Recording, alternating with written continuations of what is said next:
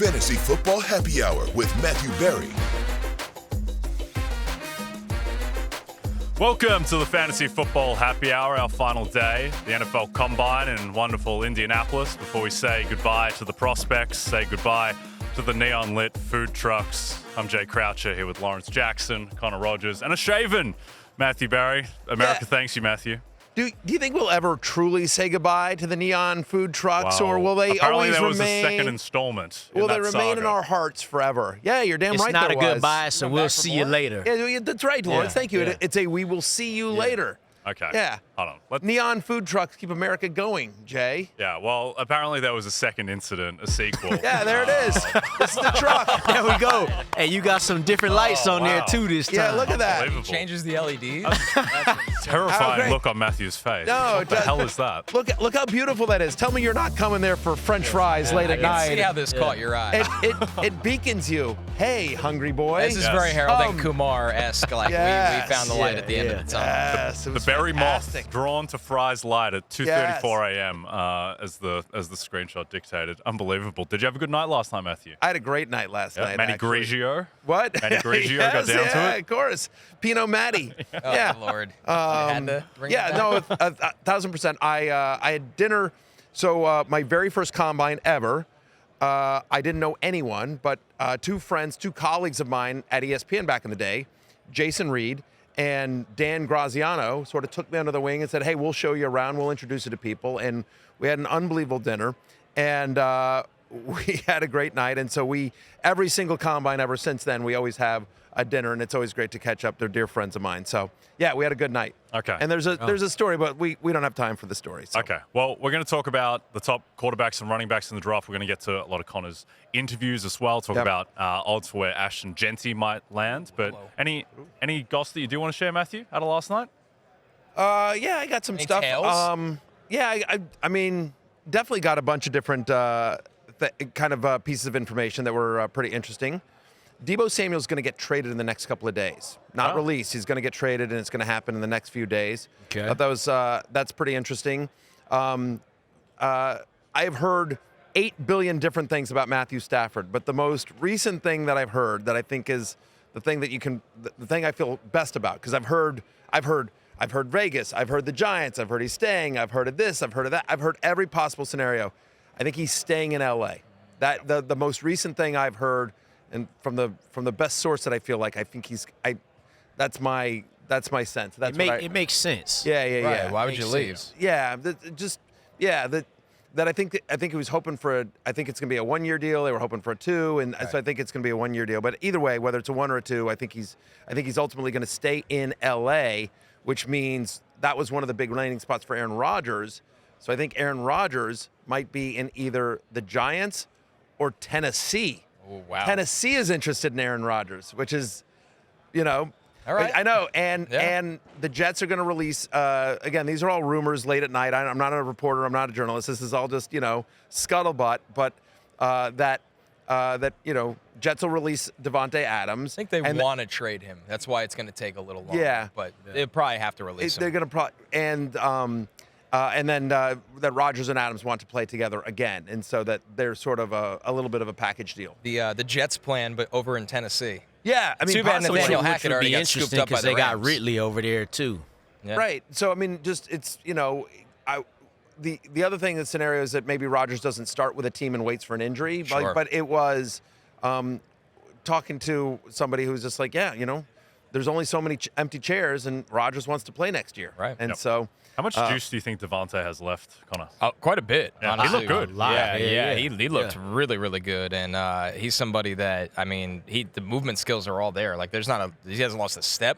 You just got to keep him healthy. He was banged up a little bit throughout the year, but I don't think he's lost. That's why I said yesterday's show, like, man, I'd love to see him go to a big-time contender. And I agree, Matthew, the likely odds is he just follows Rodgers if he has a destination. But who wouldn't love to see Devontae on the Chiefs or a team of that kind of ilk? Yeah, I mean, I think the challenge obviously becomes with the contract. Yep. But it's a thin wide receiver free agency pool, and there may be some teams that are willing to take on that contract. The other scuttlebutt that I heard last night, and there's more. I'm going to write a column very soon about all this, but Cleveland's taking a quarterback. I know we talked yesterday about that we thought Cleveland's the betting favorite to get Travis Hunter, but I was told, they're going quarterback. Again, who knows? Between now and draft day, many things can happen, but most people seem to think they're going quarterback. Matty Newsbreaker. Yeah, Matty, again, Matty Grigio, what can he do? This is, I want to be clear. I am not Mike Florio. I am not a journalist. I'm not reporting this as news. These are rumors and gossip that I hear. None of this happened. I'm going to have to confront you in a Starbucks. Yeah, exactly. I had some problems at Starbucks, Barry. Me and you, dog. You told me the Browns were taking a quarterback. Yeah. I done put my money on this. Yeah. Okay. Well, the Browns probably not going to take a running back, but Kaleb Johnson from Iowa is going to go pretty early. He's the number 3 running back for you, Connor, 33rd on your big board, and you caught up with Kaleb earlier. Kaleb, what do you think was the biggest factor in such a monster breakout season for you this year? Just me, just me being confident, and just me still trusting, trusting the plan, trusting the run with my teammates, and especially my linemen and my quarterbacks, and trusting the offense of Tim Lester and Coach Ferentz. How much better did it make you practicing against a defense that's basically NFL guys, top to bottom? I feel like it really helped me, and it really, allowed me to just to be big and me come in pretty fast, and just allowing me to be me, and just actually them showing me what it feels like to play against people like that. And I feel like it really helped me also because it showed the ability of what I can do against top players and stuff like that. So I just feel like it really helped me also. What was great about this offense, we got to see a diverse run game. We got to see you used a lot of different ways. Do you have a favorite run concept or one you were just most comfortable in? To me, man, I want to be a versatile back. I just don't want to be first and second down back. I want to be a third down back and reliable. So gun runs from the dot, pistol, doesn't matter. I want to be running everything. So it's funny you bring that up. One of my favorite plays of the college season, we were watching, it was NBC game. Mm-hmm. The catch against Nebraska. Yeah, you knew where I was going, where I tried to count them. I think you ran through about 9 different defenders, maybe the same guy twice. Can you just walk me through that play? Like, what's going through your head on that play where it looks like it's a check down for 4 yards and ends up one of the craziest plays of the year? Man, I was just, like you said, it was a big-time moment. It was third quarter, and, we were down a little bit, and, my Coach Betts told me, which was my running back coach, and he's with the Giants, and he told me just to go out there and be Kaleb. I know what you can do. He said, just go out there and do what you can do. It's for you. So I went out there, and I knew the time was on the clock, and it was like we were down and stuff like that. So caught the ball, and I just kept pushing. I just kept running and being aggressive. So, and I came out and then broke away. So.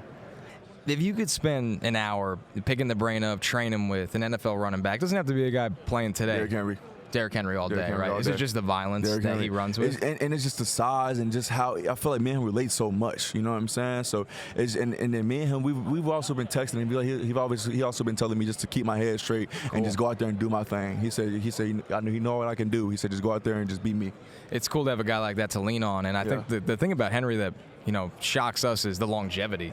Like for 4 years, everybody's been saying, this is the year Derrick Henry slows down. Yeah, exactly. That was 4 years ago. Yeah, exactly. So, man, just had to take care of your body and train. That's a big thing, is being healthy and taking care of your body. Yep. And that's what I've been mainly focused on in my offseason right here, is being healthy. Kaleb Johnson, reminder that all of these interviews can be seen in their extended form on the NFL on NBC YouTube channel. He didn't look that big sitting next to you. Well, I'm just that jacked these days. Is that what it is, Connor? I don't know what to tell you. He big. No, he's large. Yeah, he big. Yeah. These guys, these running backs, a little different in the leg width for these dudes. Fair enough. Is that what it was? We only saw you from the waist up? Yeah, I like the desk cover in the front. Yeah, it's good. fair enough. Yeah, it's a good look for us. Yeah. Do you think kind of the Derrick Henry and that longevity is changing the way that the NFL thinks about running backs, or is Henry's just such a freak outlier? He's an outlier, but it was interesting. He's not the only guy that had that exact conversation with me today. I had Kyle Monangai from Rutgers, another talented running back, and he kept preaching, listen, it's about taking care of yourself, taking care of your body. His answer for that question was Frank Gore, and it was because Frank just played so long. These guys are so interested in how they're able to play so long, and a lot of them are aware of, hey, this position might have become devalued, so what can I do to benefit that? Play for a very long time. It's incredible the shape these guys are in for college athletes. Did any of them bring up the fact that late night food trucks is one of the ways to go. Did Yeah, I didn't have any of that. Interesting. I mean, you had Jalen Milroe, who we'll hear from, but like just to give away, like he has his snack times. Like that's how like his diet is laid out, and he's not getting fries from the food truck. He's probably having like his snack almonds time and a is at protein 2:30 shake. in the morning after he's had a few. Yeah. Stumbling home. No, shockingly no. So it's He also has. Is this why I won't be an NFL quarterback? probably time. Probably. He also has designated times, Matthew, unlike you, where it's just perpetual, just like by the minute. Every minute on the clock. It's also a potential snack time. Yeah. Okay, so Kaleb Johnson, what do you think his scope is to become, an immediate difference maker? I don't see how it doesn't happen unless the opportunity doesn't exist. No. He's got a great build. He's got really good vision. He's patient. Not a lot of guys can move at the second level with the size that he has. And Lawrence, what we saw from him this year was just a guy that could take the rock over and over again and not look any different at the end of the game. Right, not a lot of dancing in his game No. and juking like that. He can make that one cut. It's interesting he said Derrick Henry because Derrick Henry runs similar to him in the fact that Derrick Henry's agile enough to make that cut and use his speed to get down the field. That's kind of what Kaleb Johnson's doing. And I look at a team like the Patriots, and they're a team that could add a running back, and Kaleb Johnson is one of the guys that I could see him going there and having an immediate impact. Okay. Connor also caught up with Iowa State wide receiver Jalen Noel. Let's take a look. Jalen, nearly 1,200 yards in 2024. And you had good seasons before that, but what was it about this year where it was just all in, like full go? Yeah, it was really knowing what we wanted to accomplish this year and me being a captain of the team, knowing what I had to do and be able to go out there and compete every Saturday. I knew I had to put it on the line and go compete. How much did that mean to you to be a leader of this offense that has a lot of talent, a lot of players that have been there throughout the years? Like, what kind of responsibility did that put on your shoulders? Yeah, it meant a lot to me, knowing guys that trusted me to go out there and be able to lead them and be a guy they look towards in moments of adversity. So being able to go out there and be able to lead those guys meant a lot, knowing that we did have the talent, a lot of talent on that offense. Okay, Jalen Noel, not Noel. Too caught up in Guardians baseball for anyone who recalls Noel there. He's not Little Christmas. No, indeed. When we look at the receiving yards leaders from the Power 4 conferences, Jalen Noel comes in at 5th. What type of player is he, Connor? Man, he's so good in the slot. He talked about how much he likes playing outside, though, as well. He likes to use his speed to get over the top because he likes being on an island. But you watch him in the slot. Same. Is that right? Obviously. Speed on the outside on an island? Over the top. I guess. Matthew, But I'm not saying I do. I'm just saying I like to. 10 zingers today. that was a generous curve. Yeah, I mean, he was somebody that you can use him in a lot of different ways and even going down to special teams. So he's someone that is being overlooked right now, but I think he'll be I wouldn't be shocked if he sneaks into the second round. Okay. Really? Okay, wow. Yeah, I wouldn't be shocked. The wide receiver depth of this class is being overlooked because everybody's just so disappointed. There's no Malik Neighbors, Marvin Harrison, Brian Thomas Jr., and then they don't realize that picks 42 through 75 will still have a ton taken because there's a lot of number 2s and number 3s. Yep. Okay, another wide receiver that you caught up was Stanford wide receiver Elic Ayomanor. Let's take a listen. You're one of the rare players in this draft that got the better of Travis Hunter. What was that matchup and battle like? Yeah, it was awesome. Going up to altitude, I remember, honestly, this is the main thing I remember is being tired. Yeah. It really is a tough spot to play at in terms of that, but honestly, it was a team effort that allowed everybody to succeed there, and so the line played great, and the quarterback was delivering the ball on time and accurately. How quickly in the game does that hit you? Like, oh man, this fatigue is different up here. Before you start playing, when you go to warm up, you're like, okay, the air's a little bit thin, Well, I know a lot of people will say like he's the best corner they faced in college. How about another guy that you thought was a really good battle or a tough matchup? Yeah, I think the young guy from Clemson, Terrell. Okay. Le'Veon Terrell. He was very good to me. He had great feet and patience and discipline. So I think an underrated part of your game on tape is the blocking. Like it jumps out that you take blocking just as serious as, of course, playing receiver. When did that develop, and how much pride do you take in that aspect of the game?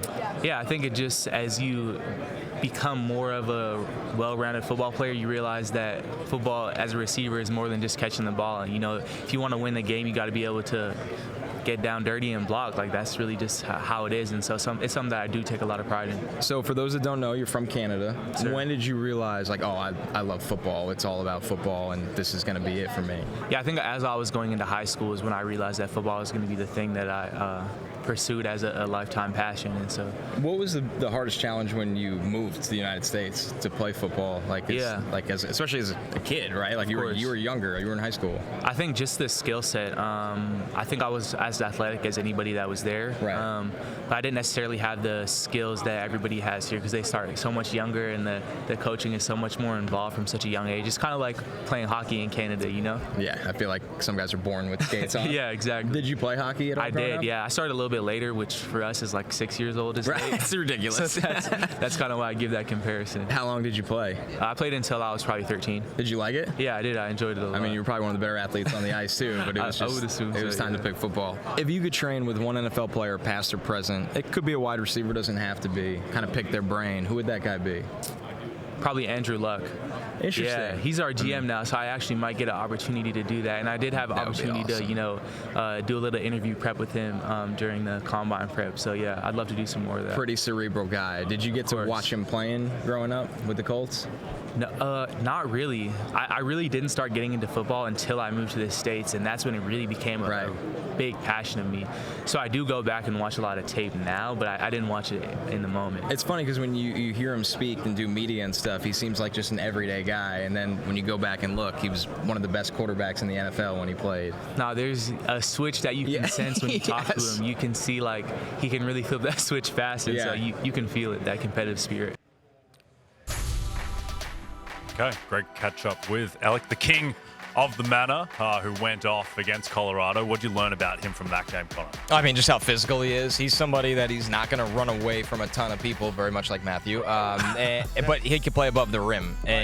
So you get him on the outside. The fact that he can moss you, he can find the football. Obviously, he's a really gifted run blocker. Like, he's a true physical X receiver. And you know, Lawrence, in this era, we have so many guys that they played the slot or they're projected to play in the slot. That is not this guy. Yeah, no. You mentioned the blocking, and I think that's going to be very important. I like him as a player. And when you could block as a receiver, that gets you on the field. But what he can also do is work that intermediate part of the field. Yep. You see that a lot on his tape, too. So while he won't run past you, he's definitely got plenty of speed, and he may be covered. But like you said, the strong hands is what's going to allow him to win over the DB. Yeah, not every wide receiver needs to, quote, get open. There are a number of wide receivers that, like, just throw it up, I don't think DeAndre Hopkins was ever open in his life. You know what I mean? But that's the Super Bowl drop. Anquan Bolden, right? Well, no, but right. I mean, that's seriously. True. But right, he's one of those guys that Larry Fitzgerald almost was never open, right? I mean, just play throw above the rim. Right, exactly. Or just like uses their body and just know get it somewhere near him. T. Higgins does, and he's going to get paid $30+ million a year very soon. Yeah, get it somewhere near him and they come down with it. And sounds like we have another one. And is it Elic? Elic. Nice Canadian fella. Yeah. A lot going on there. Canadian, Elic. Yeah. From Alberta. Yeah. Small town. Yep. Yeah. Says the Asian Australian. Sure. Well, but I'm not. I don't think I'm going to be destroying Travis Hunter anytime soon, Matthew. Unfortunately, so I say Elic probably has me covered there. Another guy who's got me covered, Ole Miss wide receiver Tre Harris, who Connor caught up with. Tre, I wrote it like this. The contested catch king is sitting next to me, man. I know a little banged up this year. That cost you some time, but you hauled in 8 of 13 contested catch opportunities. Yes, sir. How did you develop that part of your game? I definitely say just from out of repetition and, just going out and each day really just working on focus. That's something I did every day was getting on the jugs, catching over 150 balls each day, going after practice, putting in that work. So, just really just repetition and, constantly putting myself in, those situations where I'm going to be familiar to that. You could have left for the NFL last year. You go back to school. I think you even built on what you'd already done. But what went into that decision of like, okay, is it time to go or I want to stay at this program one more year? It took a lot. I'm not going to lie to you. It took a lot of talks with my family, talks with a couple of agents and things like that. But what really came to it was, really the senior class that I came in with. Right. You know, I talked to them, and we all just pretty much said that, hey, we got a special opportunity here going into next year with a college football playoff and things like that. And that was our goal, was to get there. Unfortunately, we didn't get there, but being able to come back and play with those group of guys was something that I'm gonna never forget. You know, those guys, I've created a bond with them for the rest of my life, and I'm always gonna be hotty-toddy forever just because of those guys. Is there a team, Connor, or type of offense that you'd most like to see Tre in? Somebody that's willing to give him those contested catch chances, throw it up, play him on the outside. He's been tremendous. He had that excellent rapport with Jackson Dart over the last 2 years, where they were one of the most productive duos in the entire country. And if you do get the chance to watch that full interview, I encourage you to, because the second half, I asked him just about, what he likes to do, and he's like, spend time with family. He's like, my dad has worked in the oil fields his entire life. I can't wait to get drafted and give back to my family. That's all I've thought about. He was pretty emotional during it, and he's somebody that the film is outrageous. Like, we don't know how fast he's going to run and all of that, but the film is just insane with this guy, where another one being overlooked, can play on the outside, physical, but the person was a 10 out of 10. Yep. Seems like an easy guy to root for. Absolutely. I'll be rooting for him. Where do you think he's going to go? What type of range? Once again, the 40 will be big for him, and of course, if he's healthy. He had an injury at that cut his season short. He didn't get to go through the All-Star process, but I would think he's looking for in that third round range, top of third round kind of range. He's a playmaker above the rim. I think a lot of these guys you talked to today are somewhere in that range. Yep. So. Yeah, and Tre Harris has been productive for a long time, too, 4 years Before straight. that, yeah. Yeah, going back to Louisiana Tech, so he's played a lot of football. Yep. Okay. Well, another guy who's been insanely productive, Ohio State running back Quinshon Judkins, one of the biggest names in the draft, and kind of caught up with him earlier. Quinshon, you had a ton of success in the SEC, and then you transfer to Ohio State. You not only have a good season, you win a national title. Could you script it better than this? No, bro, it's a win-win. I mean, what could you write a better script than this? I mean, you cannot. Did you know something we didn't? I did not, man. I cannot tell you anything but God. Just being favored by Him, and just going out, man, with that mentality as a team, that mindset. Coming off that loss, we know what we had to do. Right. So just staying focused, tunnel vision, and going out and win. You and Travion Henderson, really fun to watch how you guys complement each other. What kind of bond and what kind of duo did you form in that backfield? Because some guys, they don't like sharing carries. Right. But for you guys, it was so effective week in and week out. Man, just me and Tre have such a great relationship outside of football. So that's why our mentality was even better when we stepped into the room with each other. And just both being competitors, motivating each other day in and day out, doing the things to help each other on and off the field, teaching each other different things about our game. That's what helped us, help the team win in those clutch moments when we needed us both. So I think just that mentality that we both have together makes us unstoppable. Do you have a favorite run concept? Because you might not even know this. It wouldn't shock me if you did. Yeah. You had 46 man scheme runs this year. Actually? That's wild. 46. You averaged almost 8 yards per carry. That's crazy. Is that the favorite, though? Or is that just natural? For myself, I love inside zone. Some of my favorite runs. Love duo. Yeah. Especially a lot of under or stack. Different things like that where I can get the ball coming downhill at such a rapid pace. But I'm a patient runner as well. So just being able to see the field from different areas, any play we can draw up, I'll do it. What have you gotten to enjoy about this process so far? It's a lot of really hurry up and wait, a lot of training. It's a little different than the actual football grind. But is there anything you've actually taken away from and been like, okay, I'm having fun with this? Man, just to get to meet so many of my peers from different schools, getting to compete against those guys during the year, but finally seeing them outside of pass in a different environment. Every running back has said that to me. Man, they're like, I'm so happy we are here and we're friends. Yeah, we're competitors, but we're in a great environment where we can understand each other, and get to know each other outside of football. So at the same time, for myself, just getting to meet my peers has been such a great experience. Okay. Epic game from Quinshon in the national championship against Notre Dame in that win, going 11 for 100 on the ground. Fairly efficient, 21 receiving yards as well, 3 total touchdowns. Lawrence, you chatted to Quinshon as well. What did you learn? Yeah, so I asked him what team he'd be a good fit on. He just said, look, basically a team that's going to be able to utilize my skill set, get me the ball. obviously in the backfield, but he wants to play more in the slot. And he's one of these rookies that can make an impact early. So if he gets in the slot, that'll be something to watch for in the fantasy football landscape. Yeah, we got to see him do that and even play a little out wide at Ole Miss. Yeah. Obviously, Lawrence, you brought up he's done it at Ohio State, so this is somebody that's versatile. And some guys just sit down, and you've seen their tape, and you love the player, but they sit down and you know they're a star. It's weird, but they light up every room they're in. After his freshman year, we was talking about this dude could be Different. like a first-round top 15 type of pick. But, it still was productive, and, he kind of got that back at Ohio State, so it'll be exciting to see what he does. Yep. Okay, well, another guy who certainly has star potential is Alabama quarterback Jalen Milroe, who Connor caught up with. Jalen, there's such a spotlight on quarterbacks throughout this process, but what have you been able to enjoy from it so far? So meeting a lot of great quarterbacks. So when I say a lot of great quarterbacks, during my draft prep, I'm with Ben Wooldridge, Ethan Garbers, and Kyle McCord. And during that time frame, I built a great relationship with those guys and the relationship that I'm going to build outside of draft prep. And it comes from networking and being around football. The game of football allowed me to meet a lot of great people. And so that's number one.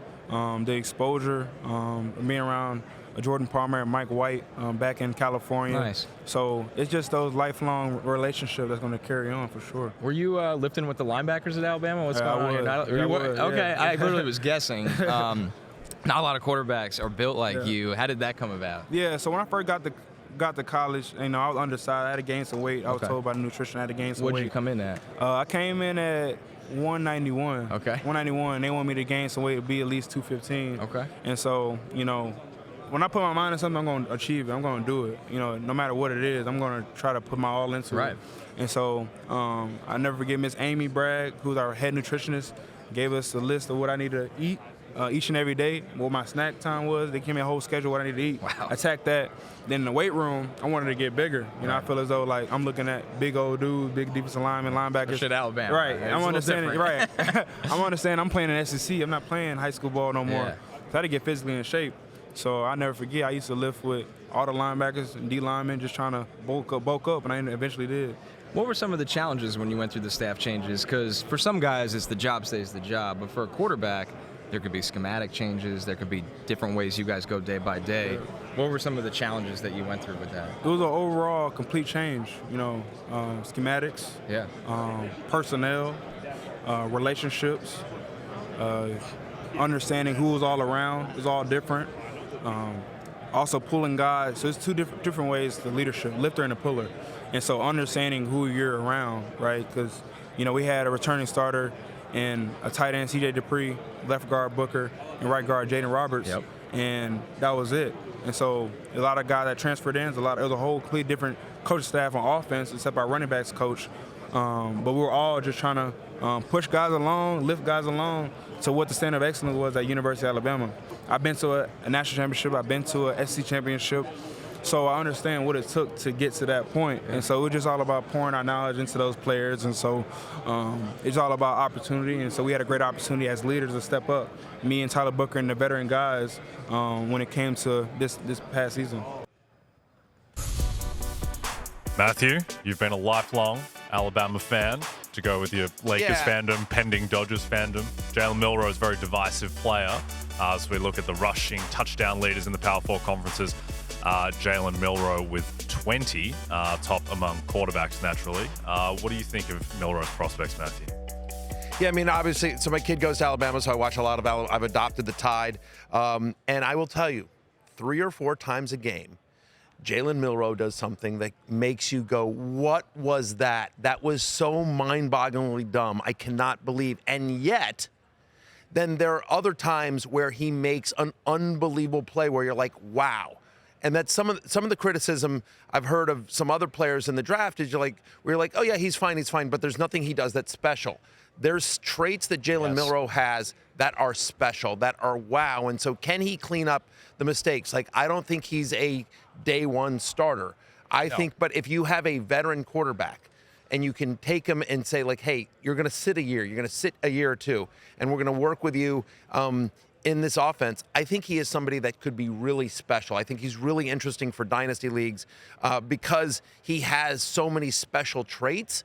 Again, he's raw and he needs some work, but if he can land in the right situation where he doesn't have to start immediately and he can learn from a good coaching staff and a veteran quarterback, I think he could be very special. I will tell you this, the other thing about Jalen Milroe is, again, because he's sort of, and you saw it there with like the nutritionist and the snack time and everything like that.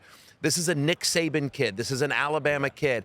And you talk to general managers, I'm sure you hear this as well. Yes. Pro teams love drafting Alabama kids, especially Nick Saban kids, because they come pro ready. They understand what's expected of them at the next level. They take it very seriously. It is a job. Not to say other schools and other players don't, but like no, it's different. Jalen Milroe is locked in, and just I'm rooting for the kid, and so I do think 3 years from now we could be talking about Jalen Milroe as like as an elite fantasy quarterback. It's just going to take a while. And I've heard this around the league that teams are very impressed when they get in front of him and just get to pick his brain, because the process of drafting a developmental quarterback, a guy you have zero plans to play this year, which he falls into that bracket along with others in this class, is, well, we're drafting to develop you, but are you going to give back and put your all in to develop as well? He's not a 100% guy. He's a 120% guy. Sure. That guy is locked in, Lawrence. I mean, we had a good time with him today. We're rooting for him. I think he's going to – if he goes to the right situation, I'm a believer. It's the same thing he told me. I said, when you reach your full potential, what is a team getting out of you? He said, you're going to get the best that Jalen Milroe has to offer. And I believe that. He's always been that way in these interviews when you see him. So he just got to let it come together on the field. Yep. Again, people.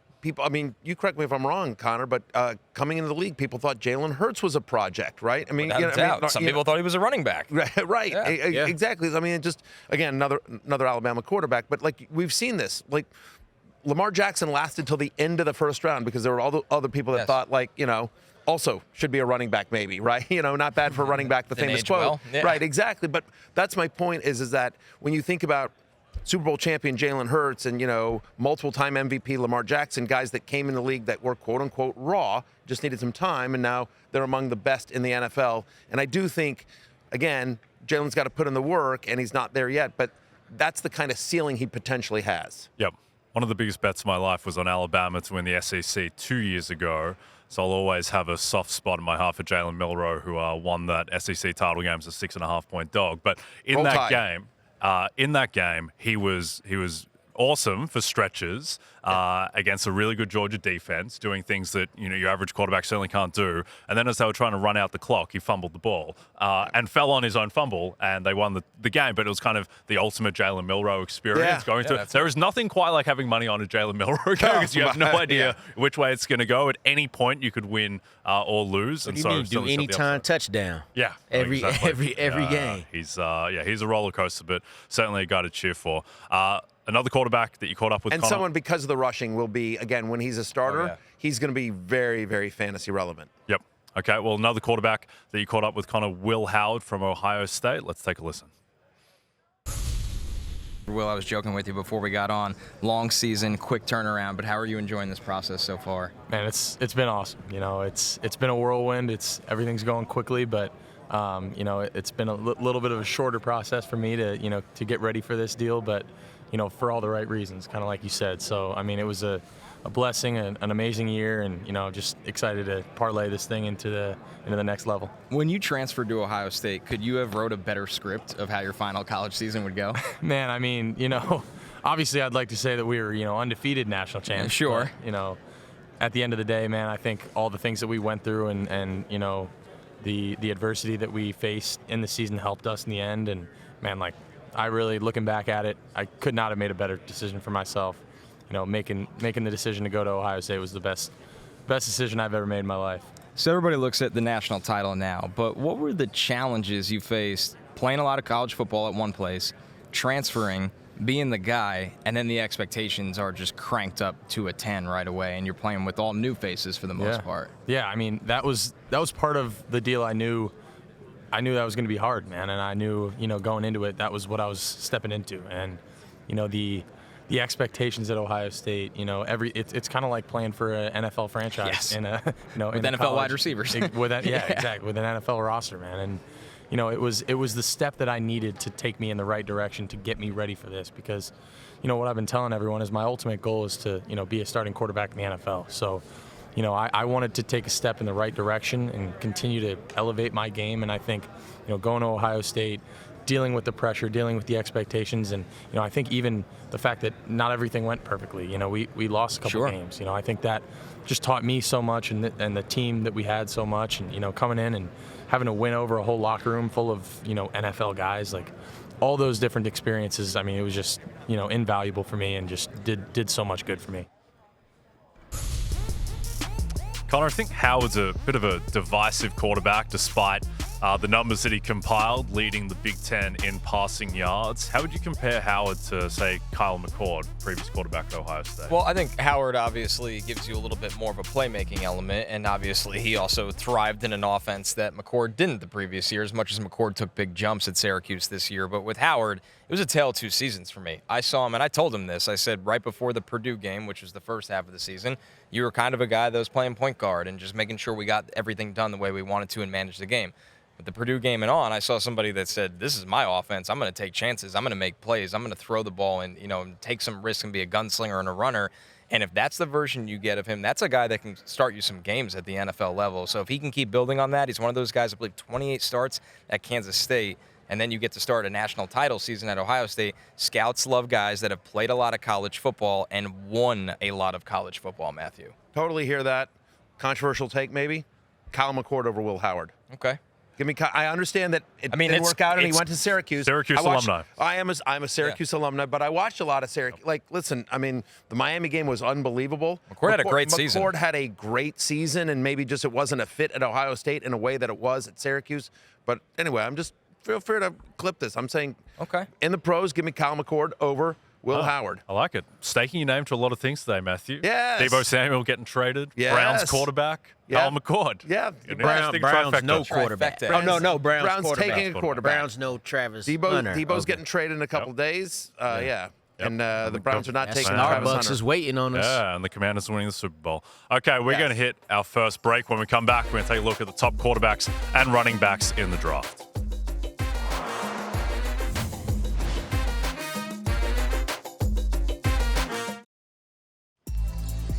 Back at the NFL Combine in wonderful Indianapolis.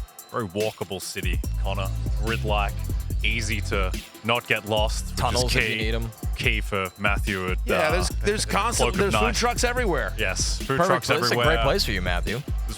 And but you know what they also have? They have those Lime motorbikes, Yeah, they're troubling though. They're dangerous. You scoot on those? They can I kill. scooted on them. No way. This morning I absolutely did. If I saw you, before I worked with you, if I saw Matthew Berry go by me on a Lime scooter, my jaw would hit the floor.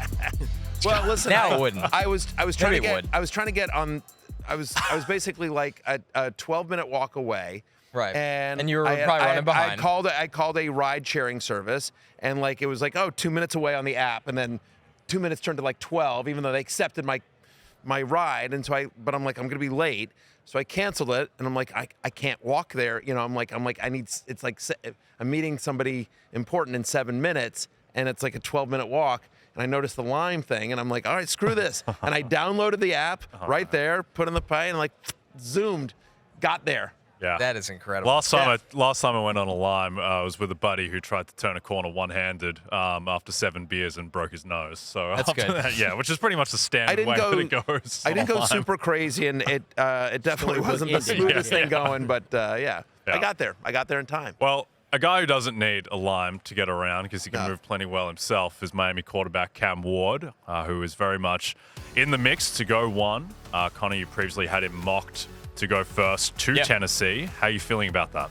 It's definitely up in the air because we got to see if Tennessee makes a move like Matthew hinted at. Maybe they could dive into the pro market of this quarterback class and then take who they think's the best player in the draft, whether that's Travis Hunter, Abdul Carter. We've heard plenty of smoke around Carter to Tennessee, although we'll see how the injury goes for him.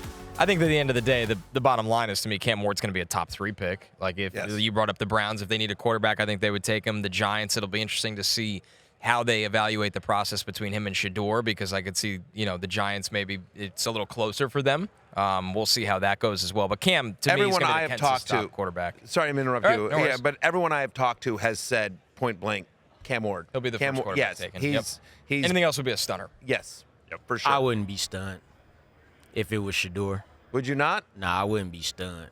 Nah. Okay. I would be just because. I mean, again, all you need is one team that believes, and I've certainly That's what I'm saying. I Yeah. certainly have not talked to every team. But consensus-wise, usually there's like, I like this guy more.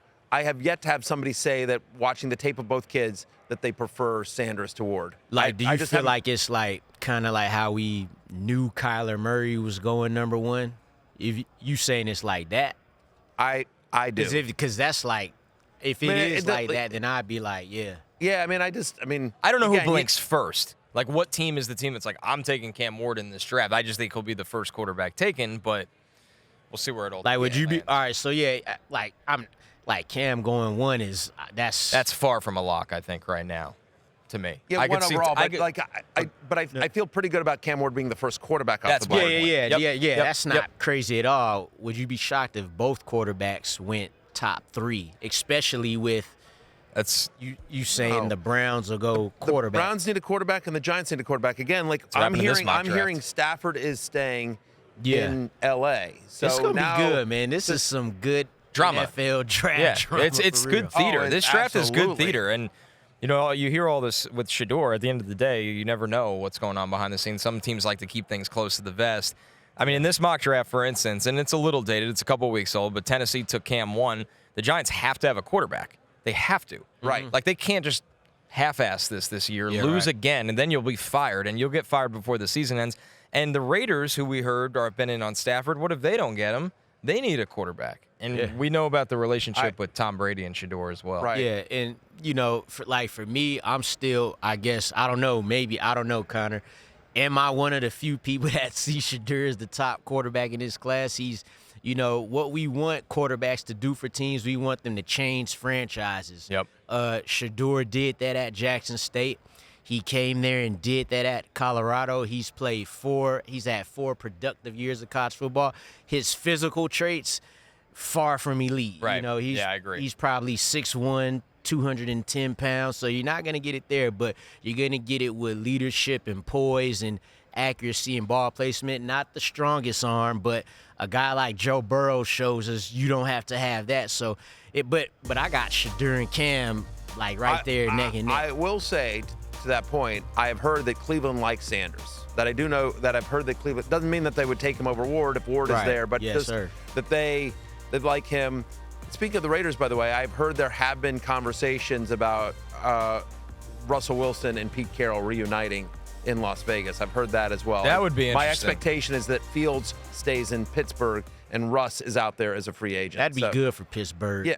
They get Fields back. Yeah, we don't want to see the Russ Steelers thing rolled back. We saw that reach its logical conclusion. Right, and so that's what I've heard is that Pete and Russ, hey, maybe let's mend fences here. We had a lot of great years together. Yeah. You need a quarterback. I need a gig. Yeah. Let's. We might as well do this. Yeah, because that would take mending fences. Because I had heard that last 2 years in Seattle, practices they'd kind of been getting over Russ and his entire act. So that would definitely take we need each other. There was definitely friction, but it's also there's a little bit, how it was described to me is a little bit like, hey, I got fired, you got fired. Like, let's help each other. But we were really productive together for a long time, and maybe there's an opportunity here, and having Tom in the building and around obviously as well, veteran, 2 Super Bowl winning quarterbacks talking to each other. So I could definitely see Sanders going to Cleveland if Tennessee takes Cam Ward, or if they trade out and somebody leapfrogs Cleveland. Yeah. Yep. Okay. I've heard the Giants might try to trade up as well, especially if they're out on Stafford. The urgency for the Giants is nuclear. Like, I can't explain this enough. They are, and that's not. That's why the Rodgers thing isn't crazy. Right. Well, yeah. Which is precisely why they shouldn't have brought back Daboll and Shane, because now you have desperate people making desperate decisions. Yes. I think unless they can pull off getting Cam Ward somehow. Before we move off the quarterbacks, Connor, where would Ward and Sanders slot into last year's quarterback class? I would have good question. I would have Cam I think I'd have Cam above both McCarthy and Nix, and Nix had a great rookie season. Like, if he keeps doing this, I'll own it on that one. That's just a miss. You have Penix I above liked Penix a lot, and I would have Penix as the best quarterback in this draft. And obviously, Kaleb, Drake, and Jaden Daniels, like, they're obviously in that they're ahead of everybody else. So you would have probably had Penix at 4, Cam Ward at 5. Cam Ward at 5. I would have Shedeur. I really Nix in some order. Yeah, I don't know. It's going to be a close in that bucket. Yeah. Like, I thought Bo, in a little ways like Shedeur, I didn't see a lot of upside, but can come in and play and be smart and accurate. McCarthy, I thought, was a project, and he didn't have that rookie season because he was hurt. So that's the bracket he'd be in. That's one of the things I've heard about Sanders is that Sanders does a lot of things well. He doesn't do anything great. You know what I mean? Like I would say accuracy. Yeah. I actually think he's very, very accurate. Okay. Yeah, he probably amongst the most accurate the day he gets drafted. Yeah, he's insanely accurate. But, like Lawrence said, it's not the strongest arm.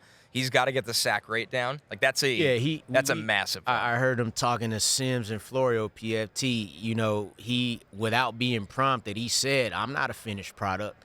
He said, I got stuff I got to work on. He also said in that same convo, I am the best quarterback in this draft. As so he should. It's like, he should think knows. that. Yeah. He better think that. Yeah, so. I'm 5th. He knows. Yeah. Okay, let's move to the running backs headline naturally by Ashton Jeanty out of Boise State. Connor, we'll talk about in our final segment where we think he's going to go, but where would you kind of set the over-under on what point is like the range that he's going to go at the moment? Oh, man, 11.5. Okay. Right? I mean, you're looking at the Cowboys. Everybody loves that one. I think he's going earlier. I laugh at this mock draft because this is how dated things can become in a month. I had Jeanty at 28 to the Vikings, so I didn't think the league would value the running back that much. And no, it's wrong. Jeanty is one of the best players in this draft. He's my 3rd overall player. And we'll get to Omarion Hampton in a second. Jeanty, I mean, what else do you want? He checks every box. 10 out of 10 person, elite work ethic.